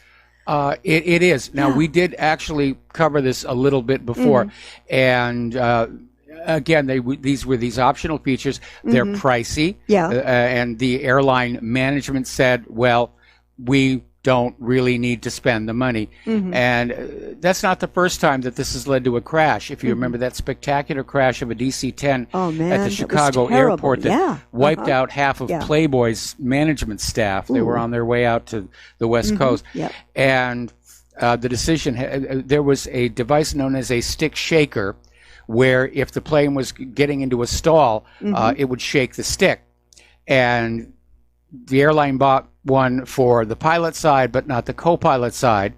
So when the one engine tore off, the power to the pilot side went off. The co-pilot was trying to fly the plane, but because he didn't have a stick shaker, he didn't realize the plane was stalling. There's always a cascade of events. So you got to be very, very concerned about when airline management makes decisions about how do we save a few bucks, because if they're doing it on the safety systems, that's a problem. Now, Boeing has announced that one of the two systems that used to be optional will now be standard, and they're going to be sending out retrofit kits to all current owners of the 737 starting next week. Wow. You know, there's a lot of blame to share, but understanding where both Boeing and the airline companies using these planes went wrong is important, and they may wind up getting sued out of existence. I can hear the clink of the class action lawsuits come crashing on in, and I have to wonder if they will be able to survive this incident. Well, it's a major blow. There was that airline that's already canceled a $5 billion deal for 49 of the aircraft. I don't think they're going to be the last one. The timing couldn't be worse relative to the release of Boeing's 777X, which is their latest and greatest. Yeah. And by the way, is actually a very pretty aircraft. Okay. There's a lot of blame going around. Certainly the pilot who skipped his training is to blame. The people who were supposed to be responsible for the pilot's training share part of the blame, because the pilots had not been briefed on how to bypass. And we had this story yesterday where apparently just the day before the crash, there'd been another flight crew on the deck that got into this same problem. But there was a deadheading pilot in the jump seat who knew what the problem was and was able to basically disconnect that autopilot system so they could gain control of the aircraft. So there's a pilot training issue. There's an over-reliance on automation, and there have been a lot of people saying that everybody's relying on the automation. They're cutting back on the pilot training, and they need to reverse this. They need to have more stick and rudder training so the pilots can fly that plane without the autopilots, without the flight director. The only time when the pilots actually fly modern planes is for the first 1,000 feet of climb after takeoff, and the last, I think it's 2,000 feet on final approach. And some of the newer aircraft are even doing auto landing. I think the 777, the original 777 did. Okay. Of course, even that had a software problem because they had that ramp strike issue up in San Francisco. Yes, I remember. That was caused by the Autolander. Better work on your software quality assurance there, Boeing. And speaking of privacy and software, apparently travel is going to get a lot rougher here in the United States. We are being watched at every turn, and the U.S. has truly become the unhinged, surveilled state of America. Yep. Smart devices are spying on us, and our own computers and phones are tracking our movements. Now, airports have been particularly invasive since the creation of TSA, the Tourism Suppression Authority, in 2001. And invasive screenings and property and body searches have been a cause of irritation and inconvenience for those of us who are perfectly innocent, just trying to get from point A to point B. And, in all these years, TSA's never actually caught a real terrorist. And even worse, when the Department of Homeland Security runs tests on airport gates, where they'll actually have their agents try and get on board the plane with a gun or an explosive, they get through 90% of the time. It's ridiculous. Yeah, I know. And now the Electronic Privacy Information Center, better known as EPIC, is suing U.S. Customs and Border Protection in an effort to stop the unwanted searches of the biometric... Unwarranted searches, yes, of Americans. I have an idea. What? Okay, everybody flies naked on the airplane. There you go. Okay? Yeah. No hidden guns, no hidden bombs, plus the fact that for a devout Muslim, looking at a naked woman, not his wife, is a mortal sin. Yes. And they go right to wherever it is place. the bad Islamists go. There's the solution right there. But here is the deal that I have for someone who looks like me. I have one of the most generic faces on this planet and look a lot like the Irish side of my family, dad's side. But what happens when the facial recognition program gets me wrong and labels me as an axe See, murderer? that is the real problem. They're not proving to be 100% accurate and reliable, and you get false positive. And right now, the facial recognition systems are doing more false positives than actual accurate hits. Yep. And you're going to see people who are kept off their flights because they look kind of, sort of, maybe like somebody else. Yeah, right. I remember this public interest groups, they took a facial recognition system that was designed to look for criminals, and they showed it photos of every member of Congress, and they got something like 47 hits. Yeah, I would be very concerned about that. Yeah, it would be. And let's now go to the wide world of education. Apparently in Indiana, some elementary... we talked about this one, we too. We did, okay, yeah, and all right. The pellet gun. Yeah, that never should have happened. No, it's not about safety. No. It's not about protection. It's about traumatizing the kids so that when they see a gun, they go, yeah, oh my gosh, yeah. It's a gun. Another very interesting story about China. And apparently they had an horrifying blast at a chemical plant, killed 47, injured 640 people. And apparently what the Chinese did after this happened, the Chinese police, they arrested the executives. Yes. They didn't badmouth or bad treat the people who got hurt. They arrested the executives. Now, there's a lot of things about the way China does business I find morally abhorrent. This wasn't one of them. And you will never find that in the case of like a Boeing or a Lion Air. Just not going to happen. Yeah, even in the case of let's look at this thing with Monsanto where it's come on out. Monsanto knew all along that glyphosate was toxic. I remember this video where there was this Monsanto spokeslug who was out there saying, glyphosate is as safe as water. You could just drink it. And somebody handed him a glass. Here's a glass of glyphosate. He said, no, I'm not stupid. And he put it down and he walked off. They knew. Yeah. They all knew. And yet nobody goes to prison.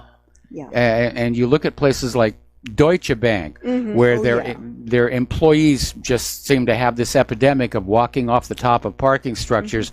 No investigation. Nobody looks into it. Oh, it's just horribly tragic suicides. And it's astounding. We had that one that was earlier in the week about how this girl was handcuffed behind her back in a police car. And shot herself. And she was shot in the mouth, and the coroner ruled it was a suicide. I mean, come on, people. Yeah. It's just wake up and smell the cordite. Yes. Mike, for people like me, what is cordite? I don't know. Oh, it's a gun propellant. Thank you. Okay. All right. That made it clear. Apparently, the Sackler family, which owns the companies that make OxyContin, are being sued by 500 cities, counties, and tribes. And it's a group made up of a number of people and organizations.